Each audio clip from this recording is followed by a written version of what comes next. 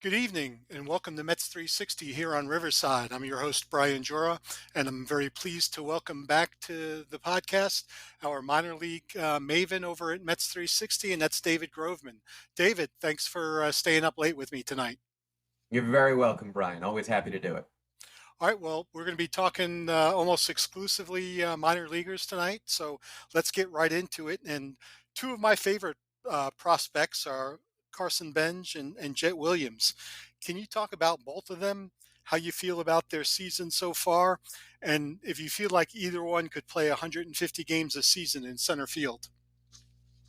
It's very easy to like Carson Benge and Jett Williams, and I've had them leapfrogging one another at the top of my top 20 prospects several times this season.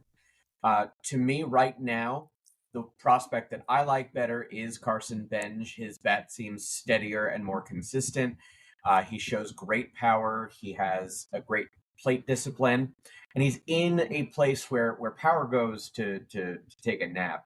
Brooklyn is not a great place for power hitters. It would be worse if he was trying to hit all his home runs to deep right field and getting all that ocean wind blowing him back in. But it's really a tough place for power hitters, particularly to hit, and he's hitting tremendously there. Um, Jett Williams is by no means doing poorly in Double A. He's doing fantastically. He almost has a 900 OPS. He's had a few more home runs than Carson Benge. He will always have a couple more stolen bases than him. He's a little bit faster of a runner, a better base stealer. Um, but with Williams in Double A is less of a detriment to power. So if Benge was in Double A, would it be a question of facing higher level hitters and he wouldn't hit as well? Or would it be that he's at a better ballpark to hit home runs and maybe he would hit a little bit more with the power numbers?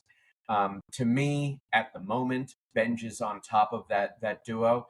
But like I said, I've been switching them back and forth, and this is something where I constantly am flowing through and adjusting where I have players as someone goes through a couple of hot weeks and rockets up there, or someone has a bad month and drops down.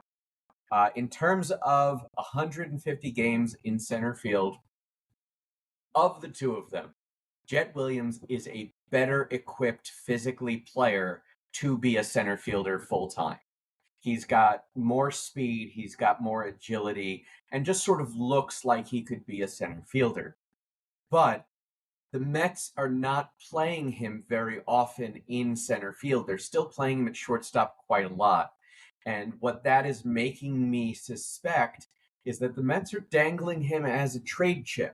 I don't know who they're looking at in terms of that, but that would be a pretty major trade chip for the Mets to be parting with.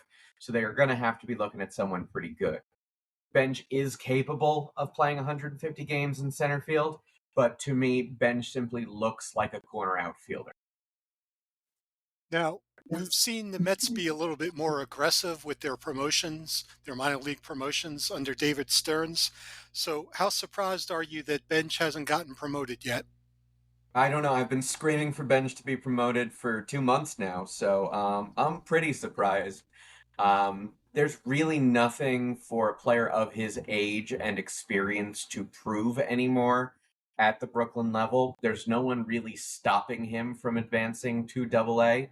I mean, for that matter, you could make the argument Jett Williams belongs in Triple A. There's some early movement that you had in the Met farm system that has really sort of tailed off.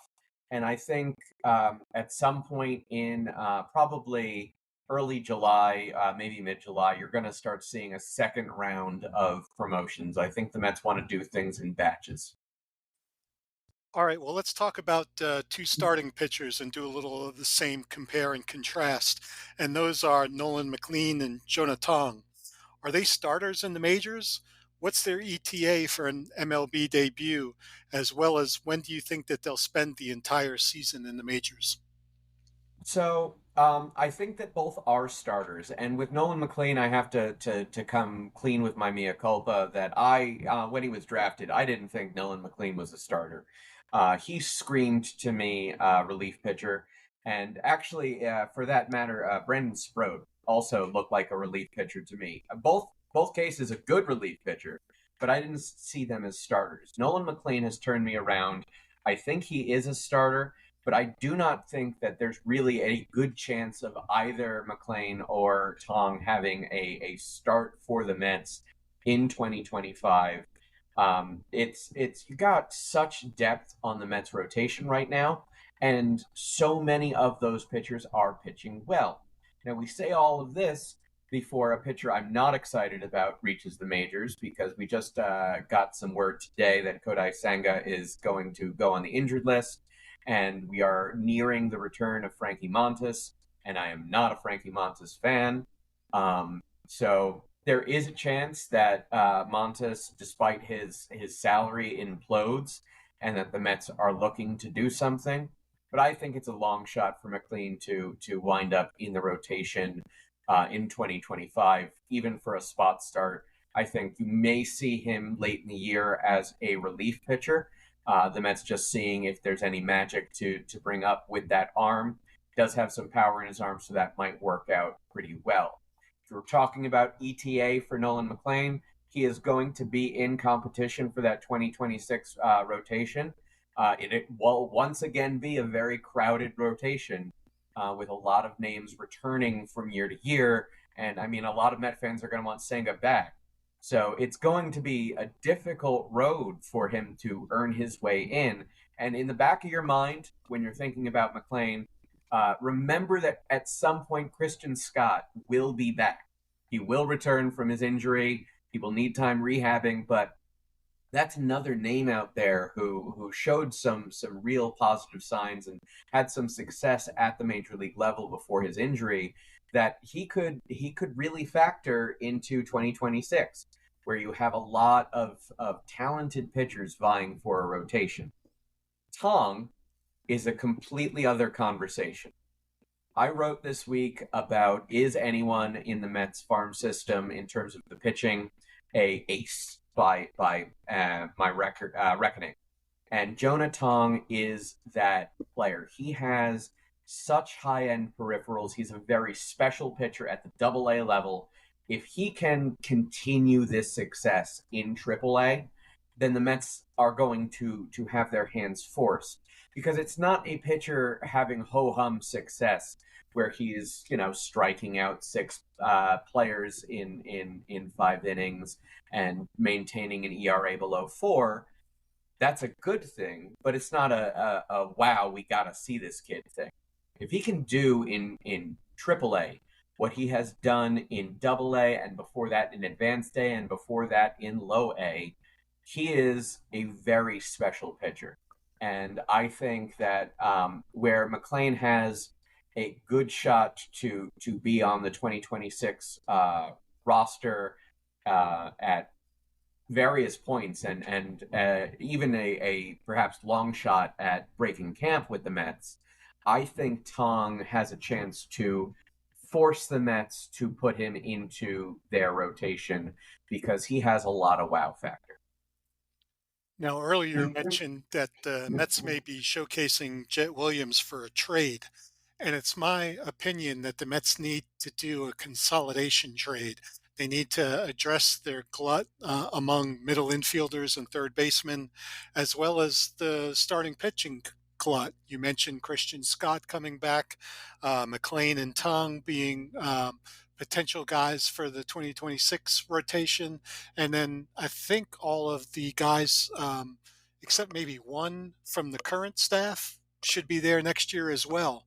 So I can very easily see a trade of a couple of pitchers, maybe a Jett Williams or a Carson Benge, and something else for a really top of the rotation starter.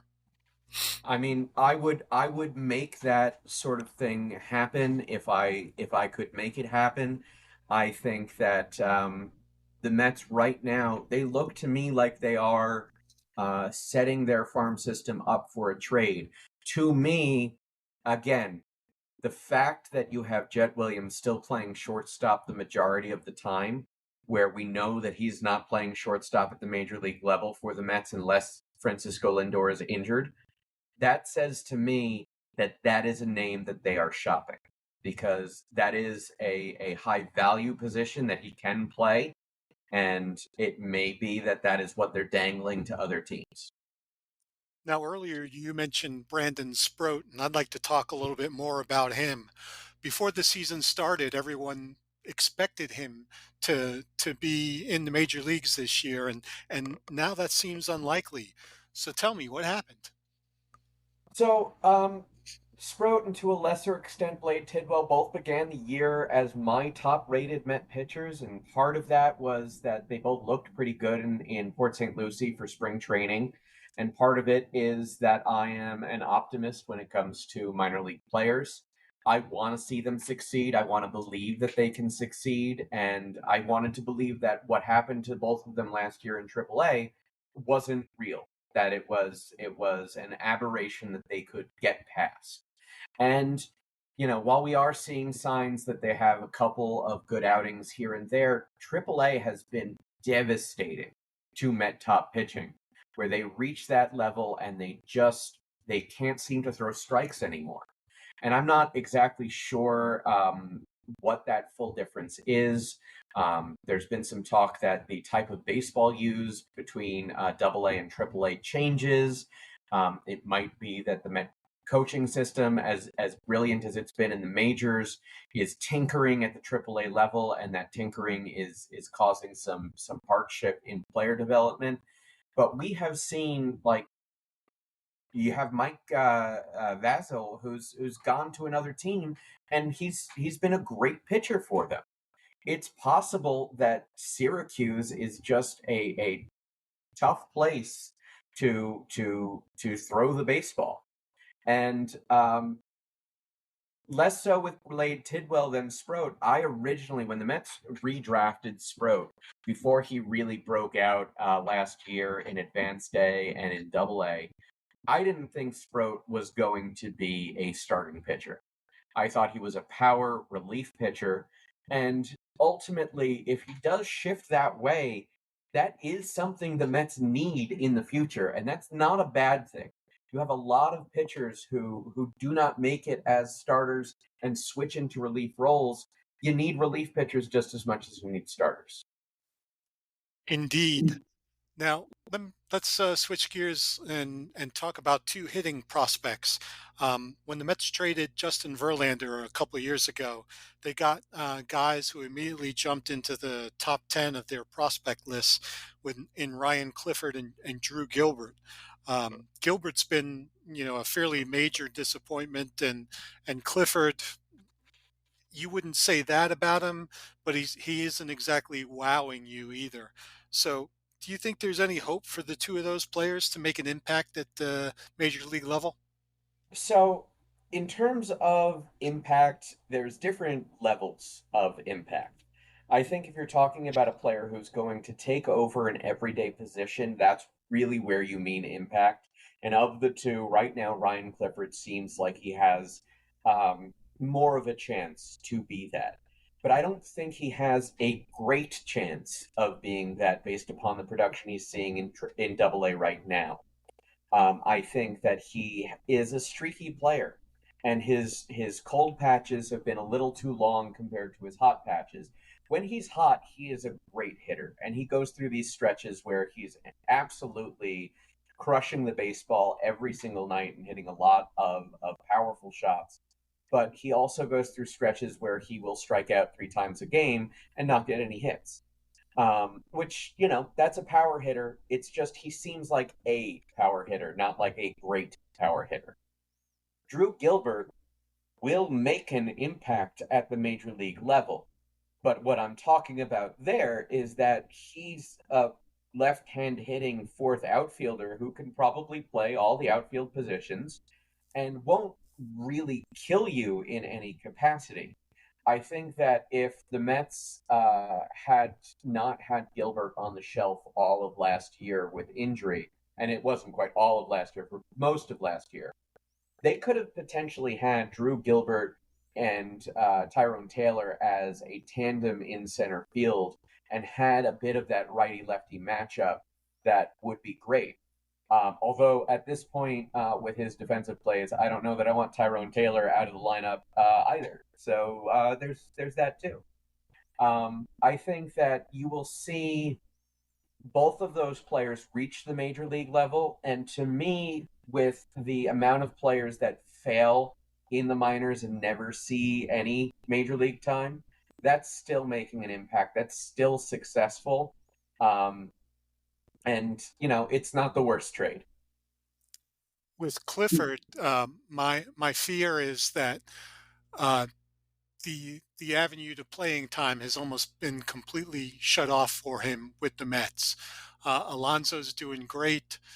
Maybe he moves on, but even if he moves on, it seems like Mark Vientos moving to first base is the most likely scenario. So I wonder if Clifford could be one of those guys who might be on the move in a trade. I think that's very possible, but what you have to remember is that you have players who show flashes of greatness and then peter out. So I still have faith that Mark Vientos will find his footing and will prove to be the power hitter at the major league level. But if the Mets do find Alonso leaving Queens and they do not see if they're going with Vientos as your first baseman, um, you're gonna want to have insurance. You got one really good year out of Vientos. You haven't seen that in his sophomore year. He's slumping, but Clifford still has value as insurance there. All right. Well, let's talk about some surprises, pleasant surprises for the Mets minor leaguers. And the first guy that jumps to my mind is AJ Ewing. Are you worried about his power and how that power will play as he moves up the ladder? So AJ Ewing has really weird power where he's not a home run hitter. He's never going to be really a home run hitter. He is a doubles and triples machine. And I think that that does play. I think he has the speed and the ability to hit line drives where he's going to see success if what we have seen at low A and advanced A is real. And it's been such a sustained success that it's hard at this point for me to say that it is not real. AJ Ewing looks to me like he is bound for a second promotion in the year. And, I have been saying for weeks he should probably be moved up to double A. I don't see what they're doing with him in advanced A. He's destroying advanced A. The Brooklyn Cyclones happen to be a really good team, but AJ Ewing, sometimes even with Carson Benge on the team, looks like their best player. Yeah, I got to see him play in Asheville, and you really can't tell anything from just one game, but he was certainly the player who jumped out to me the most in that one game. Yeah, no, I am excited to see him and excited to see a number of these players in Brooklyn move on up to Binghamton and see if that success can be continued. Now, another guy who's been a pleasant surprise is Jacob Reimer. He's healthy again, and he's been raking. What do you see in his future? So he's a bit of a surprise just because of the level of success. But last year, there was someone who made a comment on one of my rankings posts that said, "Where is the power in the Mets system? I don't see the power hitters." And I mentioned him that he was injured last year and that, he looked like he could be a pretty powerful prospect. He plays mostly first base. He can play third base.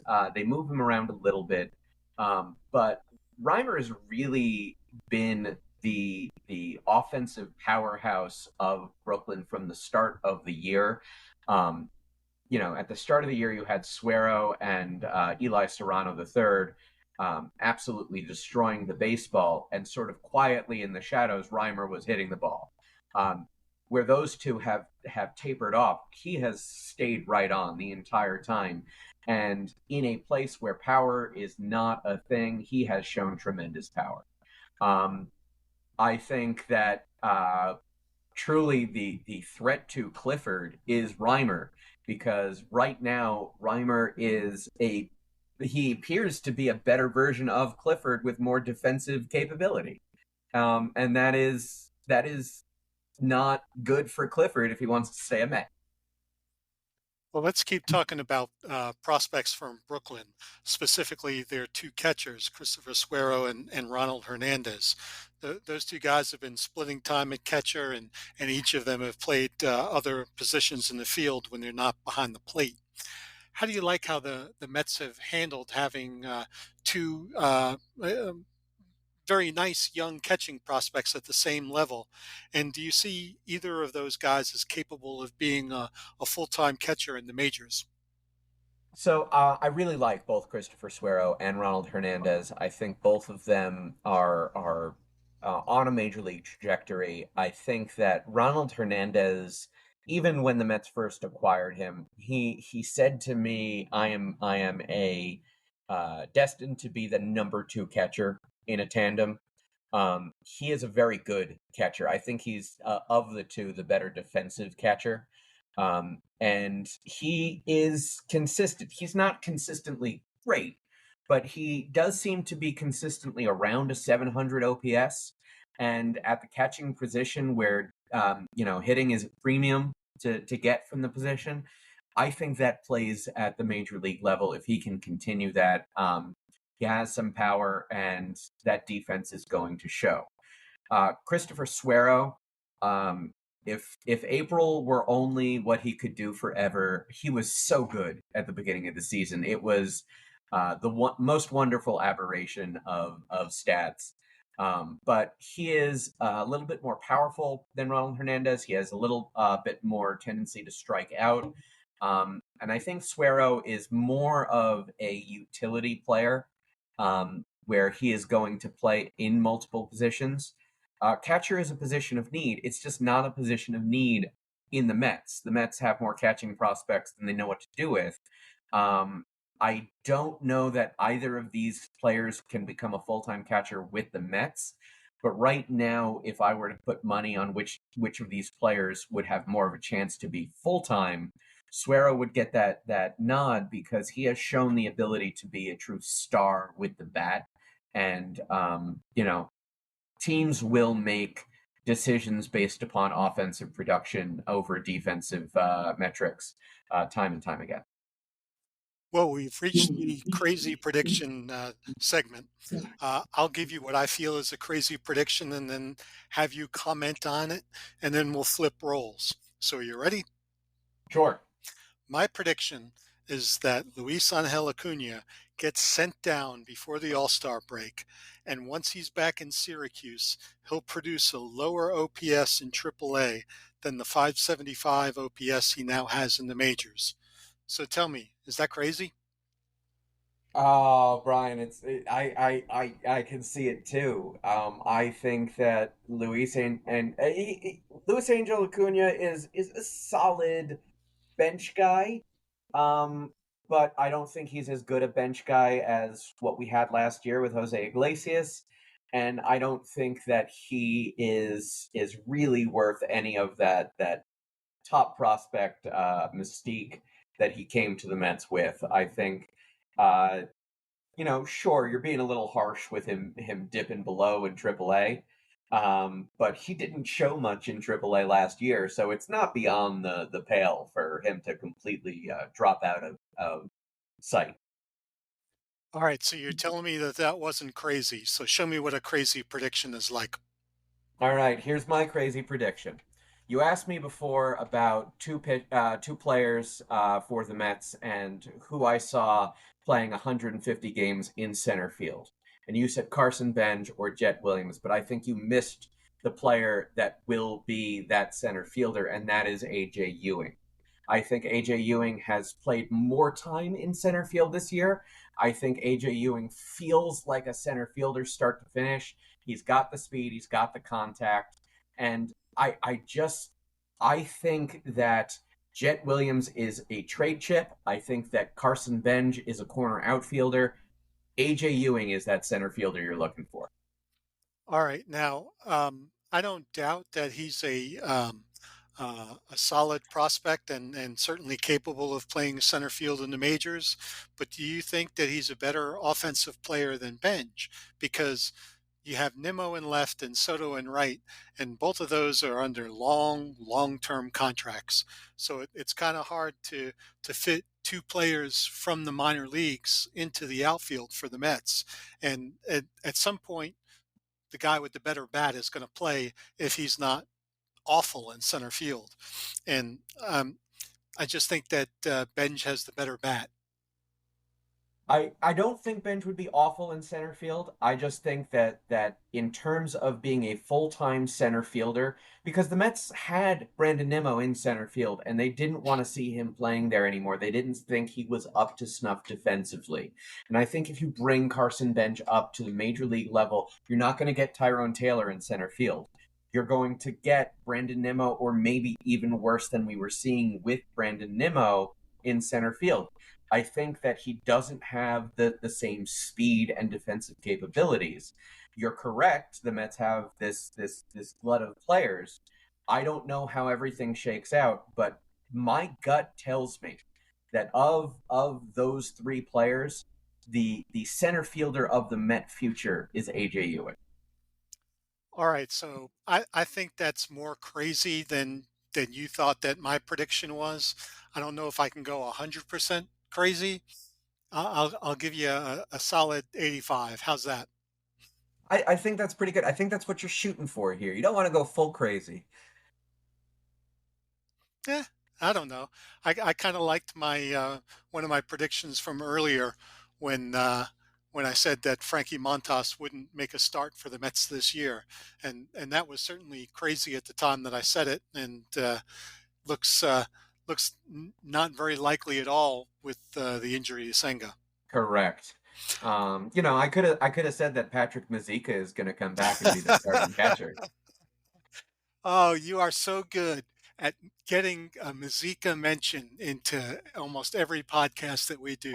I'm his Kudos. publicist. Well, I'm his well done. publicist. You know. All right, well, let's move on. I want to talk about Jeremy Rodriguez. He's very young for his level, but he's not having a particularly great season. I know that you were very high on him previously. So where do you stand with Rodriguez now? So, in my mind, Rodriguez is still at a level where he could shoot back up into the top 10 with a couple of months of good play. Um, but Rodriguez has dipped down and dipped down pretty significantly in terms of what I'm looking at in terms of his production. But he is uh, he is at a stage in development where he is younger than most of the players he's playing against. If he repeats low A next year, there's no issue. He can completely return to low A, and if he fails again in low A, then we can start to worry and really start dropping him down into the lower numbers of the top 50. But at the moment, he has, that elasticity where based upon his age, he can shoot back up there. I don't know if you remember in terms of ranking Ronnie Mauricio as he was coming up through the majors. Before he broke out in AAA, he really he bounced around in the middle and even to the bottom end. He was a free swinging uh, uh, batter who struck out a ton, and people just didn't think that he was going to be a long term success to a great degree. But he was also extremely young, so he was able to recover and sort of prove people wrong and get up to AAA and change the way he approached his at bats. And yes, he hasn't yet done his AAA numbers in the majors, but my hope is that he gets there. That's a curious comparison for me. I'm not saying that it's wrong, but just certainly one that I didn't think of.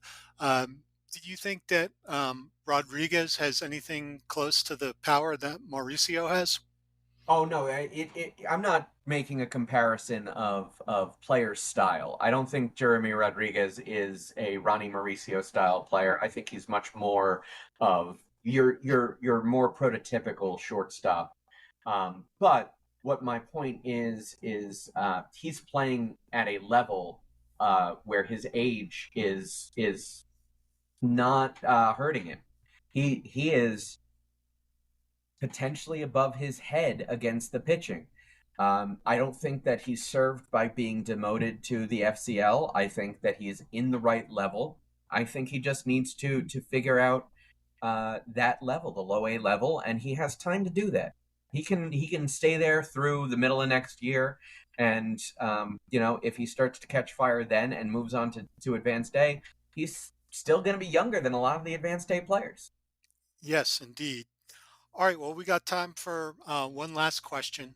Earlier, we spent a fair amount of time talking about the top tier of the pitching prospects for the Mets. So let's dip down to that second tier of prospects and tell me, who do you see as the best among Joel Diaz and Nate Dohm and Jonathan Santucci? So I really loved what I was seeing from Joel Diaz earlier in the year, and he's tapered off, and I am wondering if he has arm fatigue or something of that nature, because he just hasn't been the same pitcher since April. Um, Jonathan Santucci had some bad starts and has really picked things up lately.